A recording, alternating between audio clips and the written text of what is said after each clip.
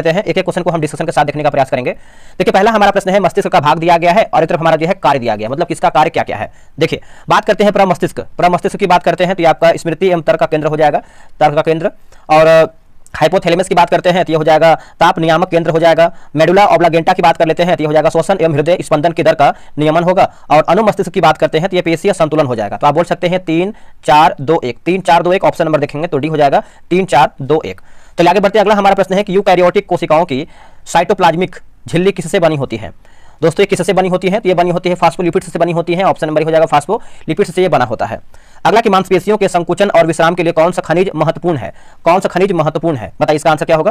देखिए इसका सही आंसर आप देखेंगे क्वेश्चन नंबर तीसरे का तो ऑप्शन नंबर ए सही उत्तर हो जाएगा, कैल्शियम जो है सही उत्तर हो जाएगा, ऑप्शन नंबर ए सही उत्तर हो जाएगा कैल्शियम। चलिए आगे बढ़ते हैं, अगला हमारा प्रश्न है क्वेश्चन नंबर 4 नंबर है किस जगत में ऐसे जीव शामिल हैं जो स्वपोषी और बहुकोशिकीय हैं, स्वपोषी और बहुकोशिकीय हैं। देखिए इसका उत्तर हो जाएगा पादप जगत जो है इसका सही आंसर हो जाएगा। क्वेश्चन नंबर 4 का देखेंगे तो ऑप्शन नंबर ए सही उत्तर हो जाएगा, पादप जगत जो है इसका राइट आंसर होगा, पादप जगत। मैं आपको 2-3 बार रिपीट इसलिए कर रहा हूं ताकि आपको चीजें याद हो जाए, ठीक है। हमारे शरीर में थाइमस ग्रंथि कहां पर स्थित रहती है। लूसेंट का बैच आपका बहुत जल्द आने वाला है, क्वेश्चन बन रहा है, जैसे ही क्वेश्चन बन जाता है तो आपका जो है क्वेश्चन बनने के बाद आपका बैच जो है लॉन्च कर दिया जाएगा, ठीक है। तो देखिए इसका आंसर 5वें का देखेंगे तो ऑप्शन नंबर सी हो जाएगा, ऊपरी छाती दोस्तों जो है सही उत्तर हो जाएगा, ऊपरी छाती। आते हमारा प्रश्न है क्वेश्चन नंबर 6 नंबर देखेंगे डीएनए में कितने नाइट्रोजनी क्षार पाए जाते हैं, कितने देखने को मिलते हैं तो 4 हो जाएगा दोस्तों, ऑप्शन नंबर देखेंगे तो सी सही उत्तर हो जाएगा 4, याद रखिएगा। आते हैं क्वेश्चन नंबर 7 पे, निम्नलिखित में से कौन सा तत्व परमाणु ईंधन की श्रेणी में नहीं आता है। देखिए परमाणु ईंधन की श्रेणी में दोस्तों नहीं आता है तो ऑप्शन नंबर बी होगा, कैडमियम देखेंगे तो नहीं आता है, ऑप्शन नंबर बी उत्तर हो जाएगा कैडमियम। चलिए आगे हमारा प्रश्न है क्वेश्चन नंबर 8 नंबर देखेंगे निम्नलिखित में से कौन सा रोग बैक्टीरिया के कारण जो है होता है, बताइए बैक्टीरिया की वजह से कौन सा रोग होता है। तो ऑप्शन के अकॉर्डिंग आप जाएंगे तो ऑप्शन नंबर ए होगा, क्षय रोग जो है आपका बैक्टीरिया के वजह से होता है, यह माइकोबैक्टीरियम ट्यूबरक्लोसिस बैक्टीरिया के कारण होता है, ठीक है। अगला 9 नंबर है कि निम्नलिखित में से कौन सा असत्य फल का उदाहरण है, असत्य फल का उदाहरण है तो ये हो जाएगा स्ट्रॉबेरी जो है आपका असत्य फल का उदाहरण है, बाकी आपका आम नारंगी सब देखेंगे सत्य फल के अंतर्गत आता है।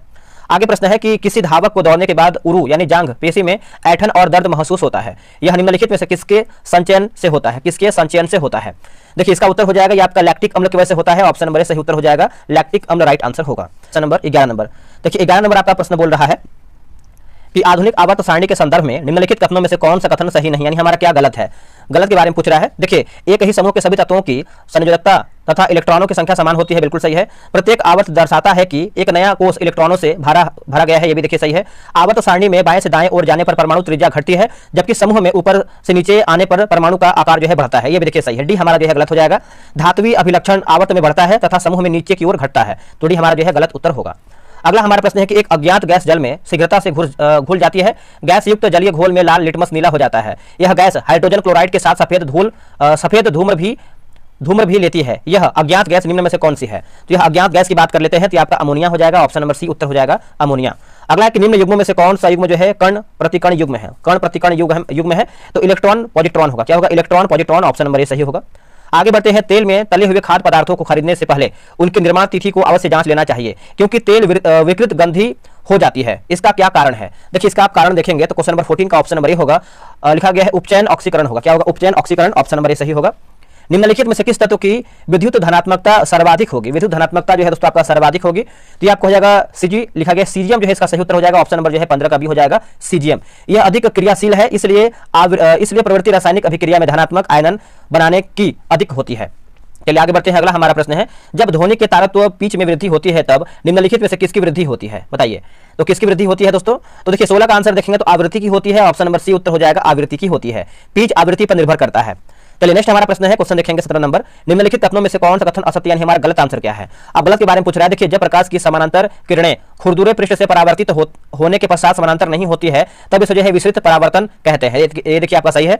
और चिकने पृष्ठ से प्रकाश के परावर्तन होने की घटना नियमित परावर्तन कहलाती है, भी देखिए सही है, डी सी हमारा गलत है कि विसरित परावर्तन में परावर्तनों के निर्माणों का सफलतापूर्वक पालन नहीं होता है, गलत उत्तर हो जाएगा। बाकी डी हमारा गलत है, सही है कि नियमित परावर्तन में परावर्तनों के नियमों का जो है पालन होता है, ये आपका बिल्कुल सही है। विद्युत चुंबकीय प्रेरण की परिघटना है, देखिए ये हो जाएगा आपका ऑप्शन नंबर सी हो जाएगा कुंडली तथा चुंबक के बीच अपेक्षित गति के कारण कुंडली में प्रेरित विद्युत धारा उत्पन्न करना, ऑप्शन नंबर जो है 18 का सी सही होगा। निम्नलिखित में से कौन सा नियम बताता है कि एक वस्तु स्थिर अवस्था में ही स्थिर अवस्था में ही रहेगी और गतिमान वस्तु एक स्थिर वेग के साथ गति में जारी रहेगा जब तक कि माफ कीजिएगा थोड़ा सा मिस्टेक हुआ पढ़ने में, जब तक कि असंतुलित बल द्वारा कार्य नहीं किया जाता है। तो नियम पूछ रहा है, तो इसका उत्तर हो जाएगा ऑप्शन नंबर ए, न्यूटन का पहला नियम होगा। क्या होगा? न्यूटन का पहला नियम, ऑप्शन नंबर ए होगा। अगला है कि पूर्ण आंतरिक परावर्तन क्या है? पूर्ण आंतरिक परावर्तन क्या है? तो देखिए इसका उत्तर हो जाएगा ऑप्शन नंबर सी होगा, जब प्रकाश एक क्रांतिक कोण के कारण उसी माध्यम में वापस परिवर्तित है ना, परावर्तित होता है। ऑप्शन नंबर सी होगा, परावर्तित होता है।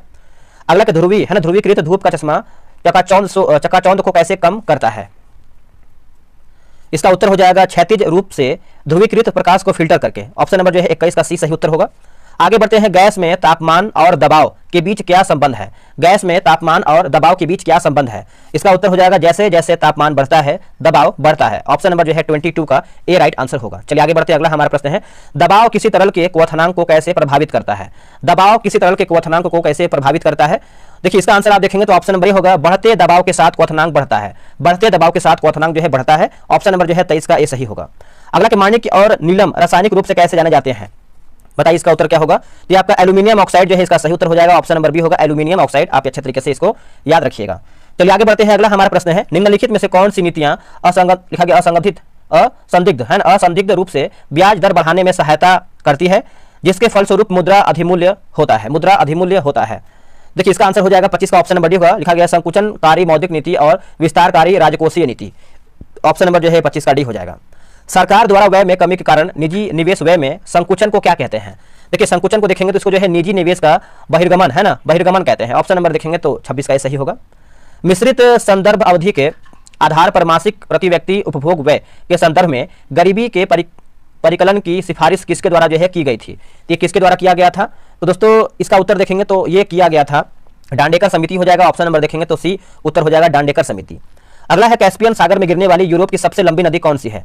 कैस्पियन सागर में गिरने वाले यूरोप की सबसे लंबी नदी की बात करते हैं तो ये आपका वोल्गा हो जाएगा। क्या हो जाएगा आंसर? वोल्गा। ठीक है, तो 28 का देखेंगे तो ऑप्शन नंबर हो जाएगा वोल्गा। यह कैस्पियन सागर में गिरती है। वोल्गा नदी यूरोप तथा यूरोपीय रूस की सबसे लंबी नदी तथा रूस का महत्वपूर्ण जलमार्ग भी है। आगे बढ़ते हैं, शिवालिक के पर्वतपाद में नदियों द्वारा लाए गए कंकड़ एवं पत्थर से निर्मित मैदान को क्या कहते हैं? देखिए इसको दोस्तों हम देखेंगे, इसको जो है हम भाबर कहते हैं। भाबर कहते हैं, क्या कहते हैं? भाबर। ऑप्शन नंबर डी हो जाएगा, भाबर। निम्न में से कौन भारत की सबसे बड़ी जनजाति है? देखिए ऑप्शन के अकॉर्डिंग आप जाएंगे तो पूछ रहा है कि भारत की सबसे बड़ी जनजाति कौन सी है? तो क्वेश्चन नंबर 30 का हो जाएगा, ऑप्शन नंबर ए हो जाएगा, भील जो है इसका सही उत्तर हो जाएगा, भील।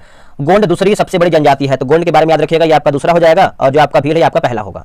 आगे बढ़ते हैं, बोला कि अदामावा का पठार किस देश में स्थित है? अदामावा का पठार तो ये आपको देखने को मिलता है नाइजीरिया में। ऑप्शन नंबर देखेंगे तो भी हो जाएगा नाइजीरिया में। ठीक है, और शान का पठार की बात करते हैं तो म्यांमार होगा। पोतवार पठार की बात करते हैं तो पाकिस्तान होगा। और लोएस पठार की बात करते हैं तो आपका चीन हो जाएगा। तुर्की भी देख लेते हैं, तुर्की का हो जाएगा अनातोलिया पठार जो आपका तुर्की में है। अगला है, किसी भौगोलिक क्षेत्र को अनुसूचित क्षेत्र घोषित करने का संवैधानिक अधिकार किसको है? तो ये संवैधानिक अधिकार की बात कर लेते हैं तो ये राष्ट्रपति के पास होता है। ऑप्शन नंबर बी होगा, राष्ट्रपति। आगे बढ़ते हैं, भारतीय संघवाद को सहकारी संघवाद किसे कहा है? किसने कहा है दोस्तों? तो देखिए इसका आंसर देखेंगे 33 का, तो ऑप्शन नंबर ए होगा, जी ऑस्टिन जो है सही उत्तर हो जाएगा। ऑप्शन नंबर ए हो जाएगा, जी ऑस्टिन। निम्न में से कौन सा विषय समवर्ती सूची का है? बताइए इनमें से हमारा कौन सा विषय है जो समवर्ती सूची का है? देखिए इसका उत्तर देखेंगे 34 का, तो बताइए क्या हो जाएगा? 34 का हो जाएगा, ऑप्शन नंबर बी होगा, आपराधिक मामला जो है सही उत्तर हो जाएगा। क्या होगा? आपराधिक मामला जो है आपका समवर्ती सूची के अंतर्गत आता है। अगला है कि मौलिक अधिकार है, बताइए मौलिक अधिकार पूछ रहा है। तो देखिए आपातकालीन स्थिति में निलंबित जो है किया जा सकते हैं मौलिक अधिकार। ऑप्शन नंबर जो है 35 का क्या होगा? तो डी सही उत्तर हो जाएगा। अगला प्रश्न है कि भारतीय संविधान को बनाने हेतु भारतीय संविधान सभा के कुल कितने अधिवेशन हुए थे? कुल कितने अधिवेशन हुए थे? तो ये आपका 12 अधिवेशन हुआ था। ऑप्शन नंबर देखेंगे तो सी उत्तर हो जाएगा, 12 अधिवेशन। संविधान बनाने में कितना टाइम लगा था? तो 2 वर्ष 11 महीना और 18 दिन का समय लगा था। चलिए आगे बढ़ते हैं, अगला हमारा प्रश्न है कि संविधान को 26 जनवरी के दिन लागू करने का जो निर्णय है वो क्यों लिया गया है? बताइए दोस्तों क्यों लिया गया है? देखिए इसका आंसर आप 37 का देखेंगे तो ऑप्शन नंबर जो है ए होगा, कांग्रेस ने इस तिथि को 1930 ईस्वी में स्वतंत्रता दिवस के रूप में जो है मनाया था। ऑप्शन नंबर जो है 37 का ए सही उत्तर हो जाएगा। आप इसको अच्छे तरीके से याद रखिएगा। निम्नलिखित कथनों पर विचार करें, सही कथन हमारा क्या है? देखिए सही कथन की बात करते हैं, द्वितीय गोलमेज सम्मेलन के विचार विमर्श की परिणति भारत सरकार अधिनियम 1935 के पारित होने के रूप में हुई थी। भारत सरकार अधिनियम 1935 ने ब्रिटिश भारत से सूबों और भारतीय रियासत के एक संघ पर जो है आधारित ऑल इंडिया फेडरेशन के गठन का जो है उपबंध किया है। तो आप बोल सकते हैं 38 का ऑप्शन नंबर सी होगा, 1 और 2 हमारा जो है सही उत्तर होगा। निम्नलिखित में से कौन संविधान है ना, इनमें से संविधान सभा के संघ संविधान समिति का जो अध्यक्ष है वो कौन था? देखिए इसका उत्तर देखेंगे तो ऑप्शन नंबर सी होगा, सी में दिया गया है जवाहरलाल नेहरू जो है राइट आंसर हो जाएगा, जवाहरलाल नेहरू। अगर वही संघ संविधान समिति की बात करते हैं तो वो भी आपको हो जाएंगे जवाहरलाल नेहरू हो जाएंगे। और नियम समिति की बात करते हैं तो डॉक्टर राजेंद्र प्रसाद हो जाएंगे। एक आपका प्रश्न पूछता है संचालन समिति, तो आपके हो जाएंगे डॉक्टर राजेंद्र प्रसाद। ठीक है, चलिए आगे बढ़ते हैं। अगला हमारा प्रश्न क्या है? अब देखिए यहाँ पर दिया गया है जेबी कृपलानी, दिया गया है जेबी कृपलानी। तो ये मूल अधिकार के उप समिति के अध्यक्ष थे जेबी कृपलानी। और भीमराव अम्बेडकर आप सभी को पता है, ये भीमराव जो अम्बेडकर हैं ये प्रारूप समिति के अध्यक्ष हो जाएंगे। और क्या दिया गया है? चलिए आगे बढ़ते हैं, अगला हम देखेंगे निम्नलिखित में से किस राज्य ने चिनार के पेड़ों के संरक्षण के लिए ट्री आधार मिशन जो है शुरू किया है, ट्री आधार। तो ये जगह जम्मू कश्मीर हो जाएगा, ऑप्शन नंबर देखेंगे तो ये जो है सही उत्तर हो जाएगा जम्मू कश्मीर, इसका राइट आंसर हो जाएगा जम्मू कश्मीर। अगला कि निम्न में से किस उधवा झील को रामसर साइट में शामिल किया गया है, उधवा झील को, तो किसमें, तो ये हो जाएगा झारखंड हो जाएगा दोस्तों, ऑप्शन नंबर देखेंगे तो भी सही उत्तर हो जाएगा झारखंड। वर्तमान में 91 रामसर साइट है और तमिलनाडु में रामसर स्थलों की जो संख्या है आपका सर्वाधिक है।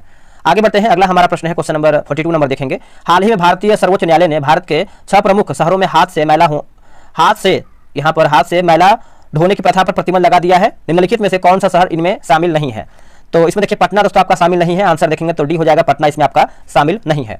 अगला कि हाल ही में किन 2 भारतीय शहरों को रामसर कन्वेंशन के तहत अंतर्राष्ट्रीय स्तर पर आर्द्रभूमि शहरों के रूप में मान्यता दी गई है ना, मान्यता दोस्तों दिया गया है। तो इसका उत्तर हो जाएगा इंदौर और उदयपुर होगा, क्या होगा, इंदौर और उदयपुर, ऑप्शन नंबर ए सही उत्तर हो जाएगा। देखिए रामसर समझौता 2 फरवरी 1971 में ईरान के रामसर शहर में जो है कराया गया था। अगला किसे डोगरी भाषा हेतु साहित्य अकादमी पुरस्कार 2025 से सम्मानित जो है किया गया है, बताइए इसका उत्तर क्या होगा। इसका उत्तर होगा अमन अरोड़ा जो है, इसका सही उत्तर हो जाएगा, ऑप्शन नंबर ए सही उत्तर हो जाएगा अमन अरोड़ा। आगे बढ़ते हैं, राजकोषीय स्वास्थ्य सूचकांक 2025 को किसने जो है जारी किया है, बताइए किसने इसको दोस्तों जारी किया है, तो नीति आयोग जो है इसका सही उत्तर हो जाएगा, ऑप्शन नंबर देखेंगे तो ए राइट आंसर हो जाएगा नीति आयोग। इसमें कुल 18 राज्यों की वित्तीय स्वास्थ्य का आकलन किया गया है, यह भी नोट कीजिएगा। चलिए आगे बढ़ते हैं, भारत की पहली सामरिक अर्ध बैलिस्टिक मिसाइल प्रलय को गणतंत्र दिवस परेड है ना, गणतंत्र दिवस परेड 2025 में प्रदर्शित किया गया, इसे किस संगठन द्वारा जो है विकसित किया गया है, तो संगठन की बात कर लेते हैं, तो इसका सही उत्तर जो है 46 का भी होगा, डीआरडीओ जो है दोस्तों सही उत्तर हो जाएगा डीआरडीओ। चलिए आगे बढ़ते हैं, 38वां राष्ट्रीय खेल का जो आयोजन है वो कहाँ किया गया है, 38वां राष्ट्रीय खेल का आयोजन तो ये किया गया है दोस्तों उत्तराखंड में किया गया है, आंसर देखेंगे तो डी हो जाएगा। शुभंकर की बात करते हैं तो मौली है, और शीर्ष प्रदर्शनकर्ता की बात करते हैं, पहला पे आपका है सेवा खेल नियंत्रण बोर्ड, दूसरा पे है महाराष्ट्र, तीसरा पे है हरियाणा। और बात करते हैं 39वां, आपका 38वां है तो 39वां भी याद रखिएगा, 39वां राष्ट्रीय खेल का जो आयोजन है ये मेघालय में किया जाएगा। हाल ही में भारतीय नागरिक शुभांशु शुक्ला द्वारा किस मिशन के तहत जो है अंतरिक्ष यात्रा किया गया है, तो इसका उत्तर हो जाएगा ऑप्शन नंबर बी होगा एक्सियोम जो है, इसका सही उत्तर हो जाएगा एक्सियोम। इसके लिए स्पेस एक्स द्वारा फाल्कन 3 रॉकेट का जो है प्रयोग किया गया है। अगला कि भारतीय प्रधानमंत्री श्री नरेंद्र मोदी को किस देश के सर्वोच्च सम्मान grand cross the order of Makarios से जो है सम्मानित किया गया है, तो इसका उत्तर हो जाएगा ऑप्शन नंबर बी होगा साइप्रस जो है, इसका सही उत्तर हो जाएगा साइप्रस, ठीक है। इसकी राजधानी आपका निकोसिया है। चलिए आगे बढ़ते हैं, अगला हमारा कि कोडाइकनाल सौर वेधशाला से संबंधित कथन पर विचार कीजिए, बताइए इसका उत्तर क्या होगा। देखिए इसका सही आंसर है 50 का देखेंगे तो उत्तर हो जाएगा ऑप्शन नंबर सी होगा, सी में दिया गया है कि यह तमिलनाडु में स्थित है। हाल ही में अंतर्राष्ट्रीय सौर सम्मेलन में इसके जो है 125वीं वर्षगांठ जो है मनाई गई है, तो दोनों हमारा कथन दोस्तों जो है सही उत्तर हो जाएगा। चलिए आगे बढ़ते हैं, अगला हमारा प्रश्न है कि गुजरात सरकार ने किस गांव को राज्य का पहला जैव विविधता विरासत स्थल जो है घोषित किया है, जैव विविधता विरासत स्थल जो है दोस्तों घोषित किया है, तो इसका आंसर 51 का हो जाएगा, option number B, option number A होगा धानेरी जो है, इसका सही उत्तर हो जाएगा धानेरी। यह गुजरात के कच्छ जिले में स्थित एक प्राकृतिक अंतर्देशीय मैंग्रोव स्थल है। हाल ही में भारत में वार्षिक शिक्षा स्थिति रिपोर्ट 2024 किस संगठन द्वारा जो है जारी किया गया है, कौन से संगठन के द्वारा, तो ये जारी किया गया है प्रथम फाउंडेशन हो जाएगा, ऑप्शन नंबर ए सही उत्तर हो जाएगा प्रथम फाउंडेशन। आगे हम बढ़ेंगे कि किस राज्य में राष्ट्रीय सहकारी विश्वविद्यालय की स्थापना की जाएगी, किस राज्य में किया जाएगा, तो ये किया जाएगा गुजरात राज्य में किया जाएगा, ऑप्शन नंबर देखेंगे तो बी सही उत्तर हो जाएगा, गुजरात में किया जाएगा। आगे है किस राज्य में भारत का सबसे लंबा फ्लाईओवर बन रहा है, किस राज्य में भारत का सबसे लंबा फ्लाईओवर बन रहा है, तो देखिए इसका उत्तर हो जाएगा केरल में दोस्तों बन रहा है, इसका सही उत्तर हो जाएगा केरल में बन रहा है। भारत का सबसे लंबा रेल ब्रिज रेलवे पुल जम्मू और कश्मीर में चेनाब रेल ब्रिज है। आगे है कि भारत के नए उपराष्ट्रपति हेतु जनतांत्रिक है ना जनतंत्र गठबंधन यानी एनडीए के तरफ से किसे जो है उम्मीदवार घोषित किया गया है, तो देखिए इसका उत्तर हो जाएगा सीपी राधाकृष्णन, ऑप्शन नंबर जो है डी सही उत्तर हो जाएगा। उपराष्ट्रपति चुनाव हेतु 9 सितंबर को वोटिंग जो है किया गया था। अगला है कि करगम कहाँ का लोक नृत्य है, देखिए करगम आप सभी को पता है दोस्तों, आप लोगों ने आंसर कर दिया होगा, तमिलनाडु का जो है लोक नृत्य है करगम, ठीक है। तो याद रखिएगा भारतनाट्यम भी आपका तमिलनाडु का ही है, और मोहिनीअट्टम आप सभी को पता है कहाँ का है, बताइएगा। मोहिनीअट्टम की बात करते हैं तो यहाँ पर केरला का है। तो आगे बढ़ते हैं, निम्नलिखित में से किस शहर को शाश्वत नगर के नाम से जाना जाता है, तो किस शहर को हम शाश्वत नगर के नाम से जानते हैं, तो इसका उत्तर हो जाएगा रोम हो जाएगा, ऑप्शन नंबर जो है सी उत्तर हो जाएगा रोम। इटली में स्थित वेनिस शहर प्राकृतिक सुंदरता के लिए जाना जाता है और इसे जो है एड्रियाटिक की रानी भी कहते हैं, ठीक है। तो आप अच्छे तरीके से याद रखिएगा। अब अगला हमारा देखिए पूछ रहा है कि इनमें से कौन सा सही सम्मिलित नहीं, यानी हमारा क्या गलत है, खिलाड़ी और संबंधित खेल। देखिए बात करते हैं, हितेश गुलिया मुक्केबाजी सही है, सौरभ कोठारी बिलियर्ड सही है, प्रणीति नायक जिम्नास्टिक आपका सही है। अरुणा रेड्डी की बात करते हैं तो बैडमिंटन दोस्तों जो है गलत उत्तर हो जाएगा अरुणा रेड्डी का। देखिए अरुणा रेड्डी की बात करते हैं तो जिम्नास्टिक से संबंधित है, ठीक है। अगला कि विश्व मौसम विज्ञान दिवस जो है कब मनाया जाता है, तो ये कब मनाते हैं, तो ये मनाते हैं 23 मार्च को मनाते हैं, ऑप्शन नंबर बी होगा 23 मार्च को। अब देखिए 20 मार्च को क्या मनाते हैं, तो अंतर्राष्ट्रीय प्रसन्नता दिवस के रूप में हम मनाते हैं। एक आपका प्रश्न दिया गया है 16 मार्च की बात करते हैं तो राष्ट्रीय टीकाकरण दिवस के रूप में मनाते हैं। उसके बाद एक आपका प्रश्न पूछता है कि 27 मार्च विश्व रंगमंच दिवस, 24 मार्च विश्व क्षय रोग दिवस, 16 मार्च राष्ट्रीय टीकाकरण दिवस और 20 मार्च की बात कर लेते हैं तो 20 मार्च को हम मनाते हैं विश्व गौरैया दिवस के रूप में हम मनाते हैं। चलिए आगे बढ़ते हैं कि सोहरा, सोहरा निम्नलिखित में से किसका मूल नाम है सोहरा? तो ये आपका चेरापूंजी का है दोस्तों। किसका है? चेरापूंजी का है। ऑप्शन नंबर ए सही उत्तर हो जाएगा, चेरापूंजी का है। पूर्व पश्चिम गलियारा में सबसे पूर्वी भाग में कौन सा है? पूर्व पश्चिम गलियारा में सबसे पूर्वी भाग में आप देखेंगे तो इसका उत्तर हो जाएगा 61 का ऑप्शन नंबर हो जाएगा सिलचर जो है सही उत्तर हो जाएगा, सिलचर। पूर्वी छोर की बात करते हैं सिलचर, पश्चिम छोर की बात करते हैं तो आपका पोरबंदर, और उत्तरी क्षेत्र की बात करते हैं श्रीनगर होगा, दक्षिणी छोर की बात करते हैं तो आपका कन्याकुमारी होगा। ठीक है, तो आप याद रखिएगा। आगे बढ़ते हैं, निम्नलिखित में से कौन सा पारिस्थितिकीय तंत्र का अजैविक घटक नहीं है? अजैविक घटक दोस्तों नहीं है, तो देखिए पादप आपका इसमें नहीं है, बाकी तापमान है, खनिज पदार्थ है और आपका वायु भी इसमें आपका शामिल है। आगे बढ़ते हैं, विज्ञान और प्रौद्योगिकी के लिए शांति स्वरूप भटनागर पुरस्कार डैश द्वारा जो है दिया जाता है। किसके द्वारा? तो डैश द्वारा। तो बताइए, तो इसका उत्तर हो जाएगा 63 का ऑप्शन नंबर होगा वैज्ञानिक और प्रौद्योगिकी अनुसंधान परिषद। ऑप्शन नंबर जो है 63 का ए करेक्ट आंसर हो जाएगा। आगे प्रश्न है कि प्रधानमंत्री फसल बीमा योजना किस वर्ष जो है शुरू किया गया था? तो ये कौन से वर्ष में शुरू किया गया था दोस्तों? तो ये शुरू किया गया 2016 में शुरू किया गया था। ऑप्शन नंबर सी होगा 2016 में। आगे बढ़ते हैं, अगला हमारा कि भारत के राष्ट्रीय पुष्प का वैज्ञानिक नाम क्या है? सभी को पता है कि साइंटिफिक नेम की बात करते हैं तो नेलिम्बो न्यूसीफेरा हो जाएगा। ऑप्शन नंबर देखेंगे तो ए हो जाएगा। ठीक है, और वही अगर हम बात करते हैं राष्ट्रीय फल आम होता है जो कि मैंगीफेरा इंडिका हो जाएगा। राष्ट्रीय पुष्प क्या है? माफ कीजिएगा, राष्ट्रीय वृक्ष क्या है? बरगद। राष्ट्रीय पशु बाघ, राष्ट्रीय पक्षी मोर, राष्ट्रीय नदी गंगा, राष्ट्रीय जलीय जीव की बात करते हैं तो डॉल्फिन है। ठीक है, चलिए आगे बढ़ते हैं। अगला हमारा प्रश्न क्या है कि आल्प्स पर्वत किन देशों में फैला हुआ है? आल्प्स पर्वत, तो ये दोस्तों फैला हुआ है फ्रांस, स्विट्जरलैंड, इटली और ऑस्ट्रिया। फ्रांस, स्विट्जरलैंड, इटली और ऑस्ट्रिया। ऑप्शन नंबर बी सही उत्तर होगा। अब देखिए अगला हमारा है नगर और एक तरफ हमारा जो है नदी, मिलान करके बताना है। देखिए सेंट पॉल मिनियापोलिस की बात करते हैं तो ये आपको हो जाएगा मिसिसिपी होगा। खार्तूम की बात करते हैं तो आपका नील होगा। बुडापेस्ट की बात करते हैं तो आपका डैन्यूब होगा, और आपका नामपेन की बात करते हैं तो आपका मिकांग हो जाएगा। तो ऑप्शन नंबर देखेंगे तो डी होगा 3 4 1 2। क्या होगा? 3 4 1 2। आगे बढ़ते हैं, बिहार में विक्रमशिला विश्वविद्यालय के संबंध में निम्नलिखित कथनों पर विचार कीजिए। अब यहाँ पर देखिए पूछ रहा है कि हमारा गलत आंसर क्या है, क्या हमारा असत्य है।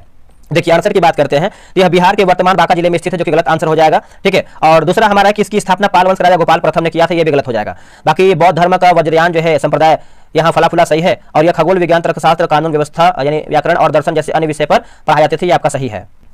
तो देखिए इसका गलत के बारे में पूछा गया है तो ऑप्शन नंबर ए जो है गलत उत्तर हो जाएगा। 1 और 2 हमारा गलत है।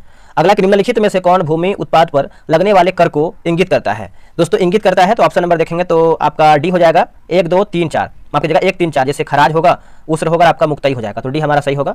अब यहाँ पर देखिए आपका मिलान करके बताना है। चलिए मिलाते हैं इसको हम अच्छे तरीके से। जैसे बख्त खां की बात करते हैं तो आप हो जाएगा दिल्ली, मौलवी अहमदुल्ला की बात करते हैं तो अवध, कुंवर सिंह की बात करते हैं तो आरा, नाना साहब की बात करते हैं तो कानपुर। देखिए 4 1 3 2, 4 1 3 2। ऑप्शन नंबर देखेंगे तो आपका सी में दिया गया है 4 1 3 2। आगे बढ़ते हैं, भारत ट्रेड यूनियन कांग्रेस के पहले अध्यक्ष कौन थे? तो इसका उत्तर हो जाएगा ऑप्शन नंबर 71 का देखेंगे तो सी होगा, लाला लाजपत राय जो है इसका सही उत्तर हो जाएगा। निम्नलिखित में से किसने खिलाफत आंदोलन का प्रारंभ जो है किया था? नीचे दिए गए कूट से सही उत्तर का चयन कीजिए। तो देखिए ऑप्शन नंबर देखेंगे तो बी होगा, जैसे शौकत अली, मोहम्मद अली और Abul Kalam Azad. Option number B होगा। कांग्रेस ने कब पहली बार भारत की स्वतंत्रता का प्रस्ताव पारित किया था? तो ये हो जाएगा 1929 जो है इसका सही उत्तर हो जाएगा, 1929। निम्नलिखित में से कौन सही सुमेलित नहीं है? क्या हमारा गलत है? देखिए 74 की बात करते हैं, यहाँ पे देखिए राजवंश, और एक हमारा सिक्कों में प्रयोग धातुआं मतलब धातु। सातवाहन की बात करते हैं, स्वर्ण हो जाएगा, गलत उत्तर हो जाएगा। कुषाण ने सर्वप्रथम भारत में बड़े पैमाने पर शुद्ध स्वर्ण के सिक्के जो है चलाए थे, तो आपका स्वर्ण का जो है क्या होगा? कुषाण होगा। कुषाण की बात करते हैं स्वर्ण एवं ताम्र, गुप्त का हो जाएगा स्वर्ण एवं रजत, और पलचूरी की बात करें स्वर्ण रजत और तांबा होगा, यानी ताम्र हो जाएगा। डच ईस्ट इंडिया कंपनी ने किस वर्ष पटना में अपना कारखाना स्थापित किया था? तो इसका उत्तर हो जाएगा ऑप्शन नंबर ए होगा 1632 जो है सही होगा, 1632।